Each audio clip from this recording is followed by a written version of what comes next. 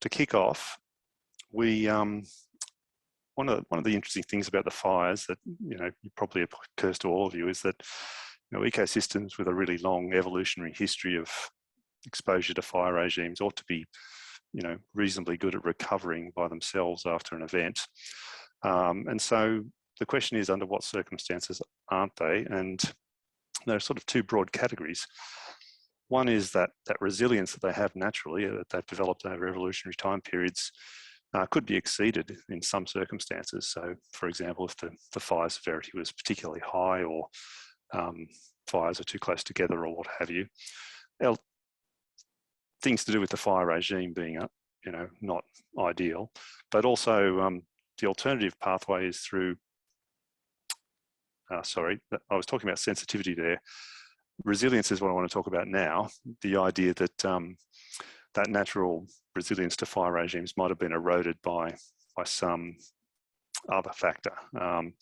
And just to illustrate that here, because I'm not going to talk about peatlands again, peatlands are an example of a fire-adapted ecosystem, but in this case you can see two different kind of response syndromes, which we attribute in the case of this open bare area on the right to basically altered hydrological regimes that have come about because mining has disrupted the groundwater.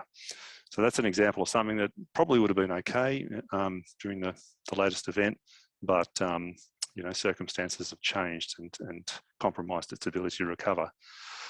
Rainforests are another obvious one. It's the reason we chose these two groups, because they tend to have species that maybe don't have that natural resilience, and so it's worth looking more carefully at how they've been impacted. How do I go sideways here?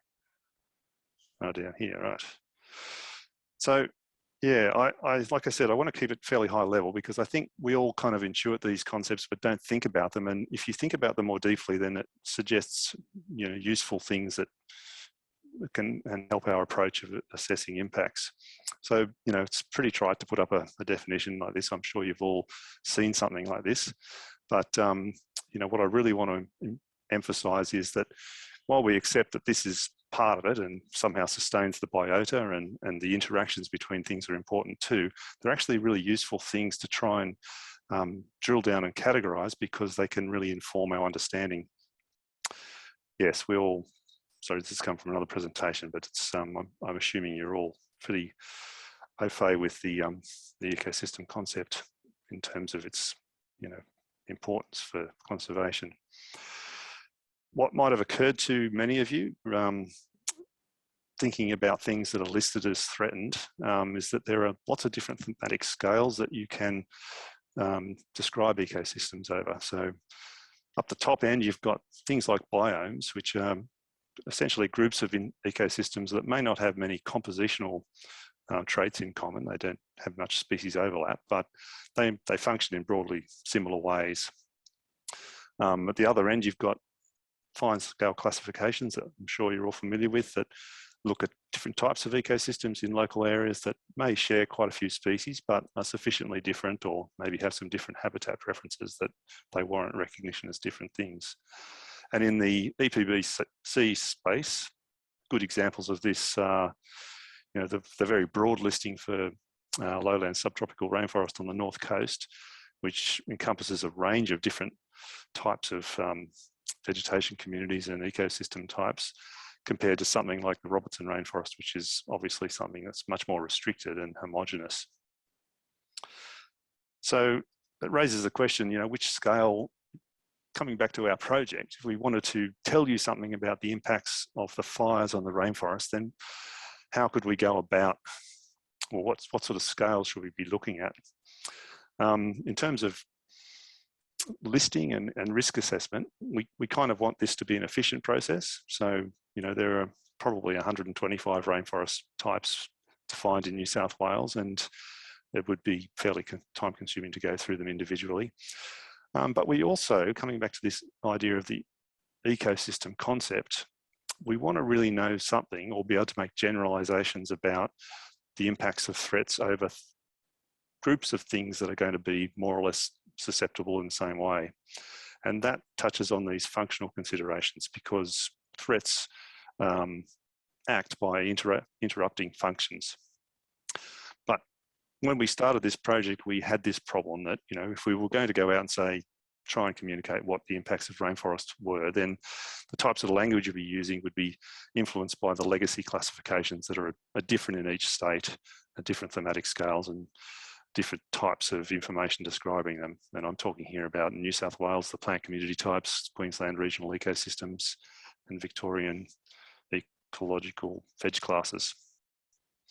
So our starting point for this project is to just turn away from those traditional classifications based solely on the biota and think about the functions. So this here on the left is our base representation of the types of features of rainforests that they share in common. So structural features like a closed canopy, maybe some characteristics of the substrate which support moisture retention, understories that are shade tolerant and have recruitment that's, you know, dependent on gap formation, canopy dependent trophic beds, etc., etc. And around those we have a series of resource type factors which more or less support the biota in these structural assemblages.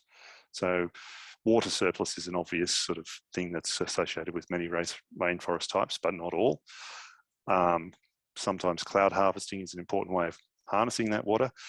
And so if you see that these are sort of different factors, you can start to see how we'd have different types of rainforests that we could examine to see the impacts of certain threats. So cloud harvesting, for example, types that are high montane rainforests that depend on a lot of water from clouds are going to be more susceptible to a rise in the cloud base than some lowland rainforests. So that's the way we were thinking, that we want to arrive at some sort of typification that doesn't exclude biota and composition, but it's going to support these generalizations that ecosystems with similar dependencies are going to be susceptible to similar threats, close bracket.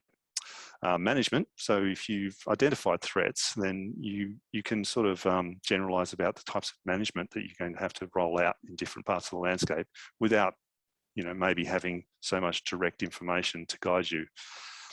And it also helps you to predict. So, you know, in the case of the peatlands, don't go and carry out longwall mining underneath a peat swamp, because it might look okay for a while, but suddenly a fire comes along and the whole thing goes up in smoke. That's a blank slide. Oh, sorry. I'll try and breeze through this. So having established that's what we wanted, thanks for that. I just want to point out that such a typology would have certain qualities. You know, we don't want to make it up. We want that functional threat and resource model that I showed you in the earlier slide, that to be the foundation, so we can clearly articulate how the threats operate and what the outcomes might be. Because we've got all these legacy classifications, we want something that scales. You know, we don't want to have something completely new. We want something that we can use for this application, but we can also link it to those regional and, you know, the PCTs and things like that, because then we can communicate downwards to land managers that are using those types of classification resources. We also want to go up so that, you know, when Australia says reports on how its ecosystems are going, we'll be able to slot into something that's compatible worldwide. I've sort of dealt with this. We want it to be dealing with biodiversity and function, and we want to have the capacity to you know, communicate and facilitate translation between different parts of the world where people are using slightly different approaches. And we also want to map it.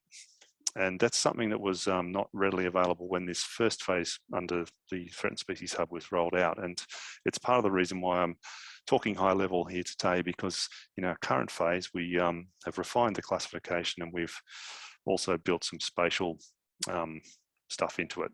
And the next phase is going to be, I'll get onto that later.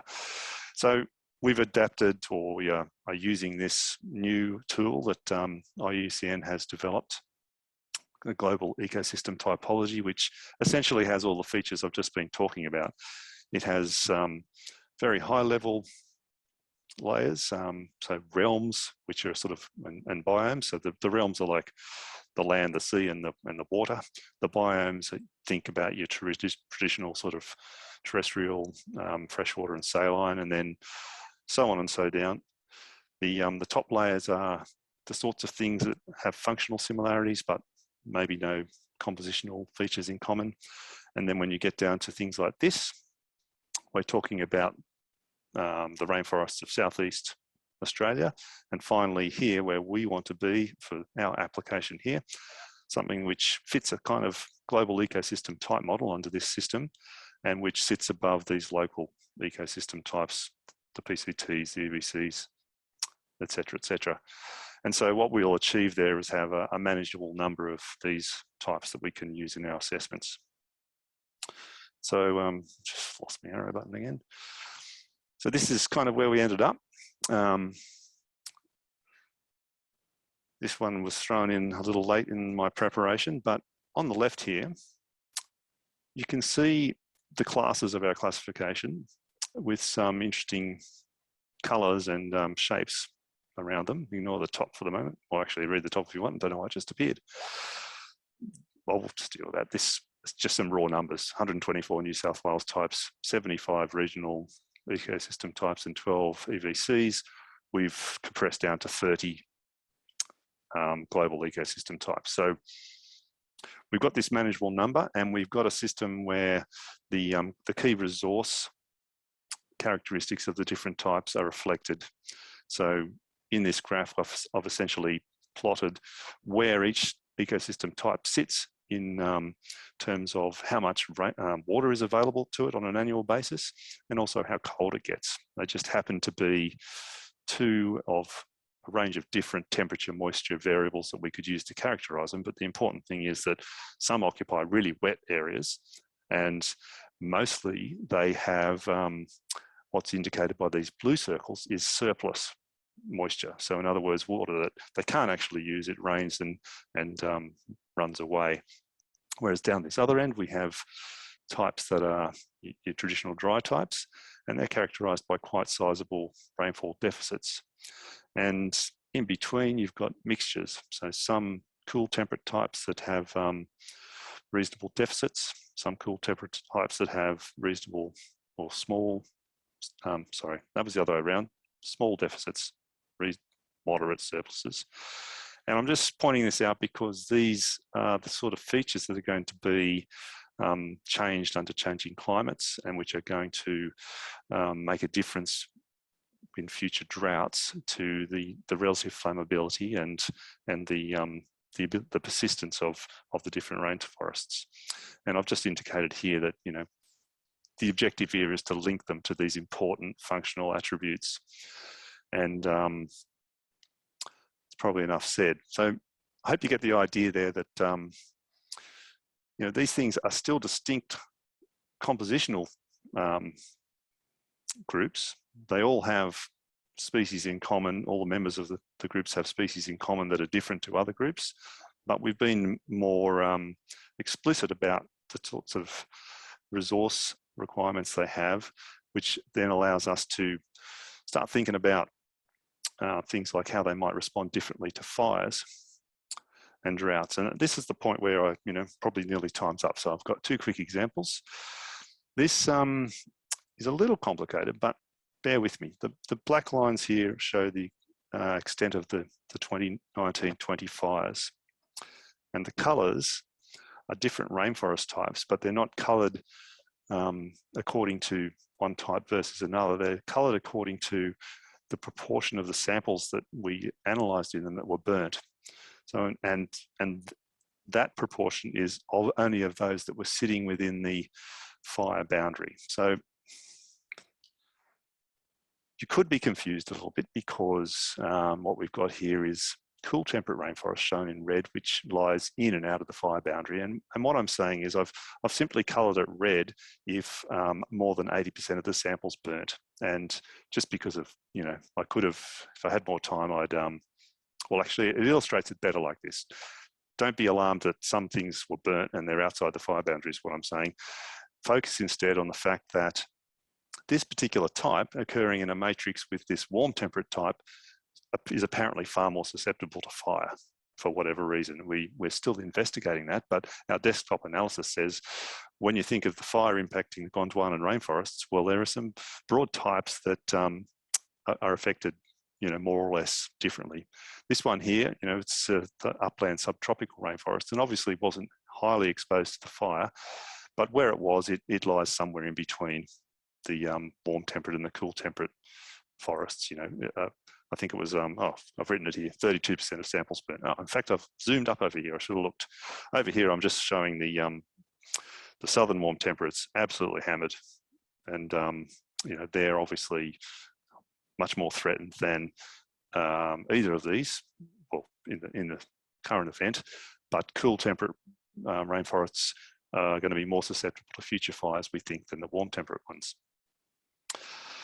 So nearly rounding off, this is just a quick other application that we're exploring. As I said, we're exploring spatial applications now that we have these distribution models. And this is, we're going to go through and rank each of these types according to the likelihood of future severe drought, which we have spatial predictions for. And in this case, I'm showing something which is showing how the climatic envelope that the northern warm temperate rainforest currently occupies. Actually, this is cool temperate, not warm temperate. You can see the dark green that's just visible around the external edges is everything under these other colors is dark green. That's its current distribution. And as you get a narrowing of the distribution with climate change, you change colors from dark green to light green to orange to red. So if you think about the overall shape being what it is now, the climatic envelope that is, it's there's nowhere near this much rainforest out there. I'm just so you know. The red is what it's likely to become under the RCP 6 emission scenario, if it is 6. And we've done this for a range of types, and there's significant variation among them.